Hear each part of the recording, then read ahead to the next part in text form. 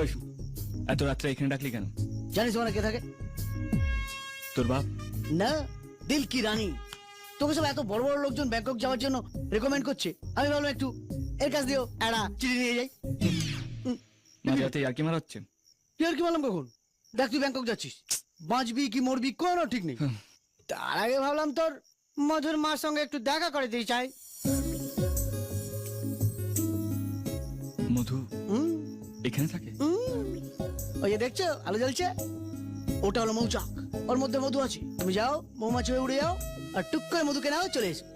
শোন, চমদুয়ারে পড়লো কাটা, মধুর দিকে দে হাঁটা। কাটা যেন নড়ে না, ফোকাস যেন সরে না, সজ্জা চলে যাও, উড়ে এসো। চপ এই শোন, কিছু হবে না তো? যা। মৌমাছি করে কেন গুনগুন, কেউ জানে না, কেউ জানে না, আমি জানি।